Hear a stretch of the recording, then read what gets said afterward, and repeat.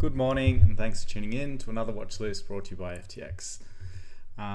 We're going to do things a little bit differently today. There isn't too much out there. We're lacking trends still, so we'll just discuss a few things. So if you don't have an FTX account, then use the link in the description below and you'll receive 10% off your trading fees. And also if you're not part of the TRADERCOBB community, we do have a free Discord channels that you can join. The link is in the description below, so feel free to jump over there and chat everything trading. Let's have a look at Bitcoin. So we're still bouncing off this support level, which is, it's holding up quite well, which I'm very surprised given the current market conditions across the world, really. So yeah, bouncing across this support. So what I wanted to talk about was the Dixie. So the US dollar currency, look how strong this is. Let's have a look at the weekly chart. Now this is the weekly chart. Now this is just having a tear, it's just getting so strong. Now this is measured against a bag of other main currencies, including the pound and the Swiss franc and the Japanese yen. So they're just getting weaker as this gets stronger. So which is quite odd generally during uncertain times, people steer towards gold and not so much currencies, but because gold is the stable, but we're seeing gold just in this decline as well, just dropping, which is quite interesting. And you can see here on the S&P as well, weekly chart, we're just in this huge downtrend, finding a little bit of support through there. But yeah, one thing to note is the pound here.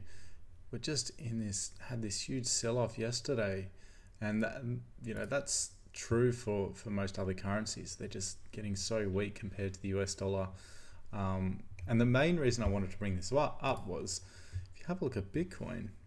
Now Bitcoin's just sideways, right? Just finding support through here at the 18,500, and on the daily chart, we're, if anything, we're not looking too bad. We're holding up pretty well compared to other stable coins, I guess you could say, or stable assets like gold, which is really good for Bitcoin. But looking lower, daily, we're just bouncing off this support, 4 hour. Not really any trends here, a little bit of resistance up through here, but not an exact level for us to trade. And if we have a look at the one, yeah, there was a little bit of a level there, it's just broken through. So no trades there for us on Bitcoin. Ethereum, having a look at the daily, we did break this support. If we did come up and bounce off this level, I'd be interested, but it would have to be on probably the 2-day chart. But yeah, there's nothing really there for us on Bitcoin at the moment. A little bit of a level through there, but not exact enough for us. Balancer was one I was watching. The daily chart. Yep, we're in a downtrend. But if we have a look at the one, we did have a nice level through there. 3 touches were broken through. So now that opens us up to watch these lower time frames to try and catch some trends. A pullback to that level would be nice. The potential is, let's have a look at the 30. The potential is still there. We do have a nice trend. If we did pull back to that level and got a nice bullish candle, I'd be interested. Stellar Lumens. Let's have a look at the daily. Daily, yeah, we're in a nice uptrend on the daily. We do have a level down below, but more of a reference point for now. If we do see some selling off, that's the level that I'll be watching.